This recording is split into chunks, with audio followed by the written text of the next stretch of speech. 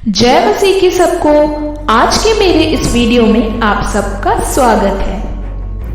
क्या आप जानते हैं कि अनंत जीवन का अधिकारी होने के लिए हमें क्या करना होगा? अगर आप जानते हैं तो ये बहुत ही बेहतरीन बात है, पर अगर आप नहीं जानते तो आइए हम सब मिलकर आज वचन की ओर गौर फरमाते हुए यह जानेंगे कि वचन इस विषय में क्या कहता है। एक दिन जब यीशु मसीह अपने मार्ग में जा रहे थे, उस वक्त एक धनी युवक दौड़ते हुए यीशु मसीह के पास आया और जानते हो उसने क्या कहा? उसने यीशु मसीह से कहा कि हे उत्तम गुरु, अनंत जीवन का अधिकारी होने के लिए मैं क्या करूं? यीशु ने उससे कहा, तू मुझे उत्तम क्यों कहता है? कोई उत्तम नहीं, केवल एक, अर्थात परमेश्वर।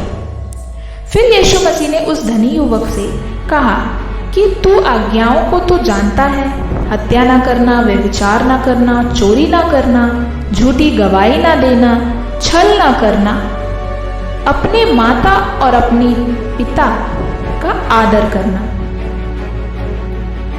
तब उस धनी युवक ने यीशु से कहा कि हे गुरु, इन सबको तो मैं बचपन से ही मानता हूँ। ये सारी बातें जो आपने कही, ये सब मैं बचपन से मानता हूँ। तब यीशु मसीह ने उसे बड़े प्यार से देखा और कहा, तुम में एक बात की घटी है। जो कुछ तेरा है उसे बेचकर कंगालों को दे और तुझे स्वर्ग में धन मिलेगा, और फिर आकर मेरे पीछे हो लेना।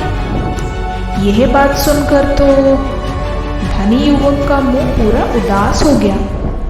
वो धनी युवक बड़ी ही उदासी के साथ मुंह फेर कर चला गया। क्या आप जानते हैं क्यों?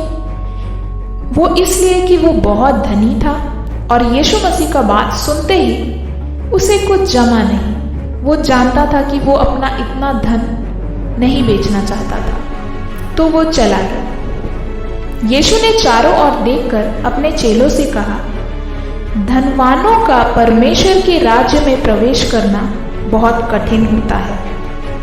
परमेश्वर ने यह भी कहा कि एक ऊंट भी सुई के छेद से पार हो जाएगा, लेकिन एक धनी इंसान के लिए ये बड़ा ही कष्टदायक होता है, क्योंकि वो अपना धन, संपत्ति, ये सारी सांसारिक बातों को छोड़ नहीं पाता है। मेरे प्यारे दोस्तों, आज हम भी कई बार कुछ सांसारिक चीज़ों की वजह से परमेश्वर के राज्य की ओर अपना ध्यान नहीं देते, और ये बहुत ही डेंजर बात है कि आने वाले दिनों में अगर हम सिर्फ अपनी सांसारिक बातों को, सांसारिक मटेरियलिस्टिक चीज़ों को अगर हम पकड़ के बैठेंगे, तो हो सकता है कि हम भी उस अनंत जीवन के अधिकारी ना हो पाए। हमें धन, संपत्ति, ये सब का लोभ नहीं करना है।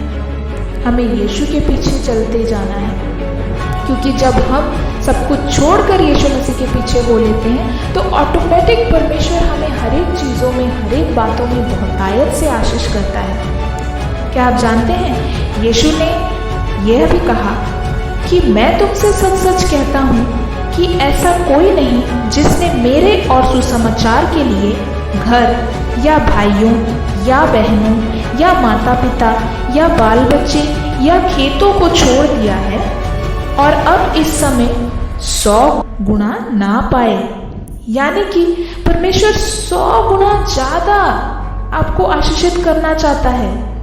ये सारी चीजें, अपना धन, संपत्ति, घर द्वार, सब कुछ, जब आप ये सब का लोभ ना करके सबसे पहला स्थान आप यीशु मसीह को दे के, उसका क्रूस को उठा के उसके पीछे चलने लगते हैं, तब परमेश्वर आपको बहुत तायत से आशीष करता है, और तब हम सब परमेश्वर के राज्य के अधिकारी होते हैं, उस अनंत जीवन के अधिकारी होते हैं।